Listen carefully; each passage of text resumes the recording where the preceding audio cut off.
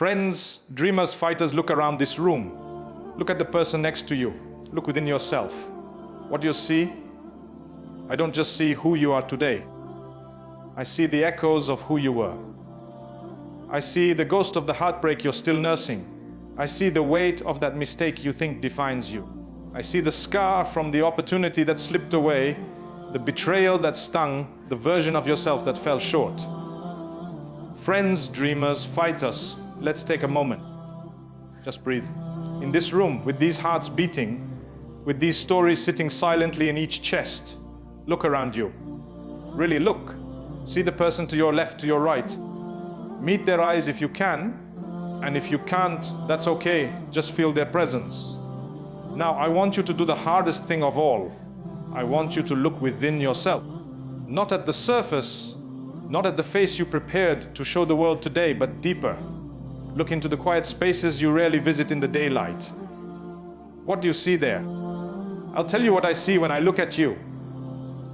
I don't just see the professional, the parent, the student, the friend you are in this present moment.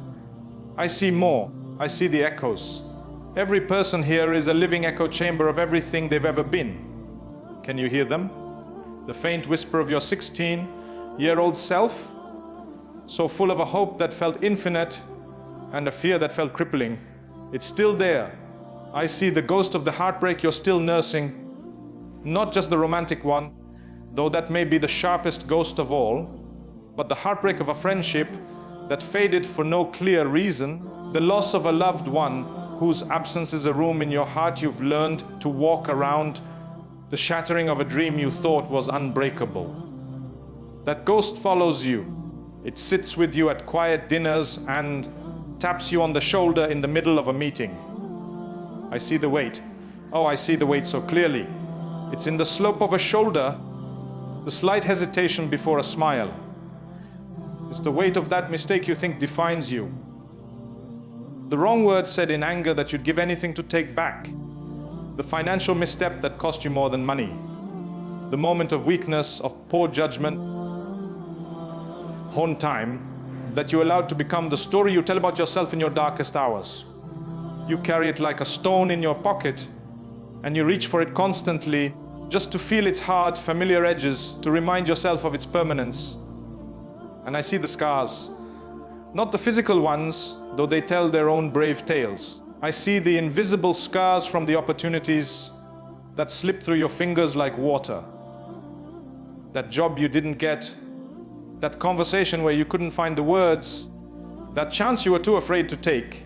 The skin grew over it, but the tender mark remains.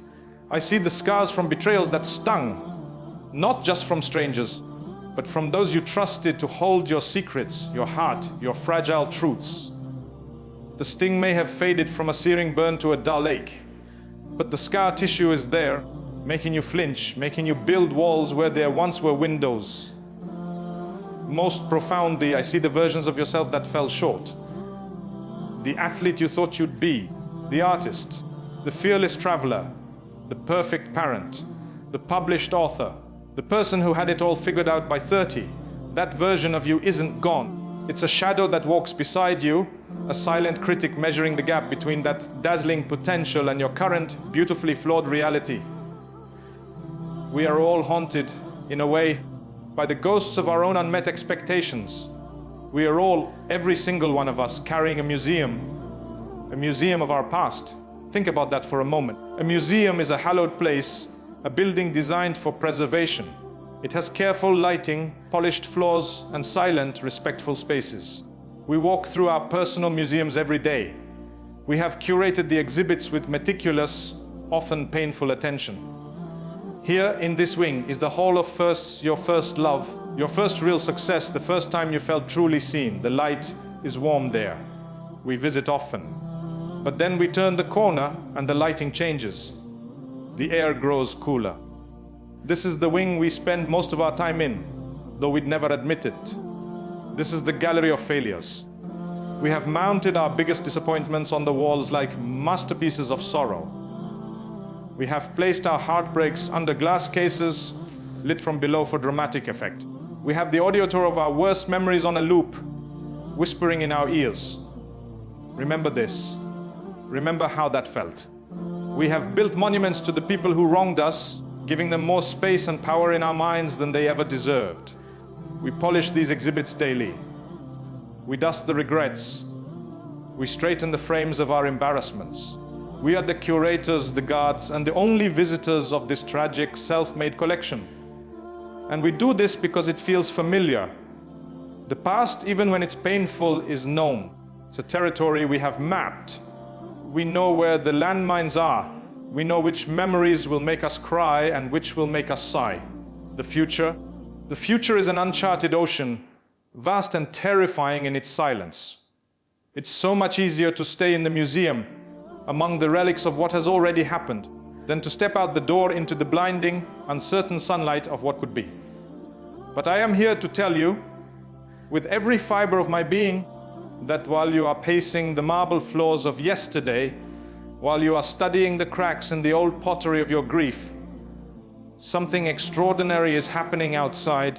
Your future is not a static painting in a distant gallery. It is alive, it is dynamic, it is waiting. And it is growing impatient. I want you to picture that future just for a moment. It's not a vague, foggy concept. It's a real place, a real state of being, and it is waiting for you with the kind of anticipation that hums in the air before a thunderstorm. It is a blank canvas, yes, but one that is already primed and stretched, eager for the first stroke of color.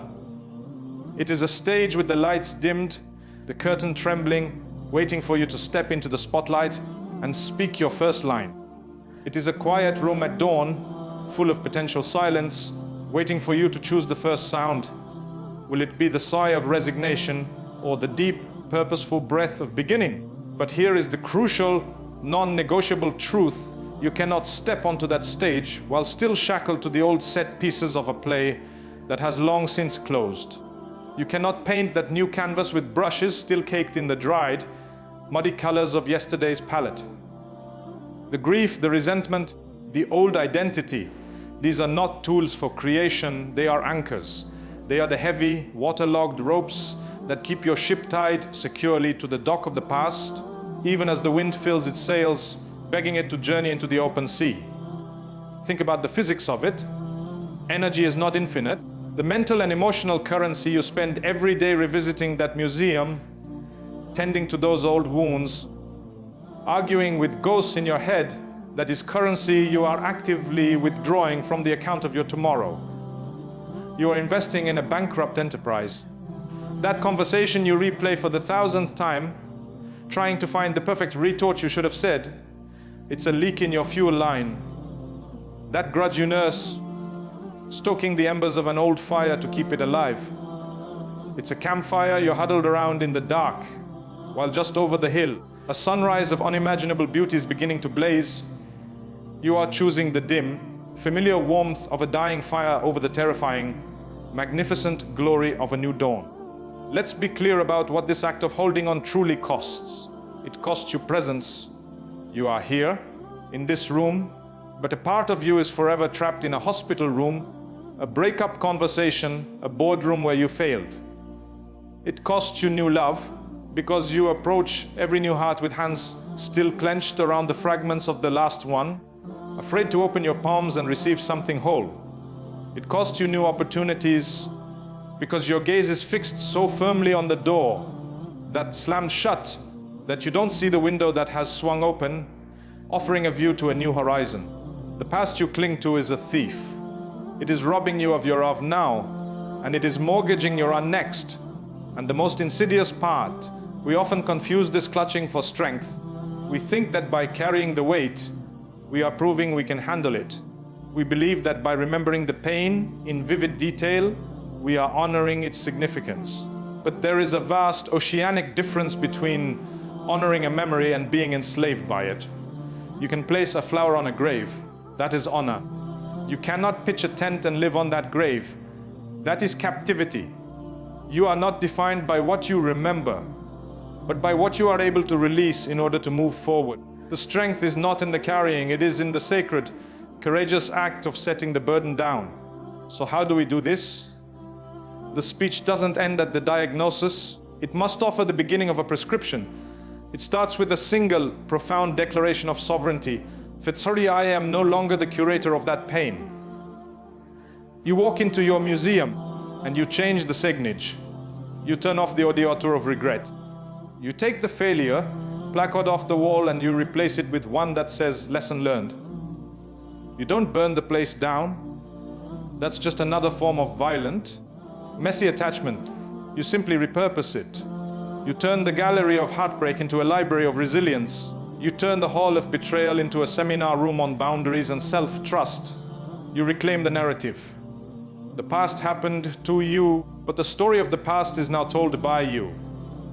Will it be a tragedy or a hero's journey of overcoming? This is where forgiveness enters, not as a favor to someone else, but as a radical act of self-liberation. Forgiving doesn't mean the hurt was okay. It doesn't mean you have to have coffee with the person who broke you. It means you are finally evicting them from the rent-free space they have occupied in your mind. It means you are swapping the bitter poison of resentment for the clean water of your own peace. You are not saying, what you did was acceptable. You are saying, what you did will no longer be the architect of my present. I am taking back the blueprints. And then you take the most critical step. You turn your back on the exhibits. You walk past the familiar haunting faces in the frames. You feel the pull, the magnetic nostalgia for the known, even when the known is painful. You feel it, acknowledge it, and you keep walking. You push open the heavy oak door of the museum. You step outside. The light will hurt your eyes at first. It will feel too bright, too exposed, too empty. This is the moment of greatest vulnerability. This is the moment when the old seductive voice will whisper from the doorway, come back inside. It's safe in here. It's known. This is the moment you must breathe the unfamiliar air, squint into the sun, and take your first step onto the untilled soil of your own future. It feels uncertain because it is not a path. It is a field of pure potential. You are not following a map someone else drew. You are drawing the map with every step you take. This is the beginning. The future that has been waiting is not a finished product. It is a collaboration.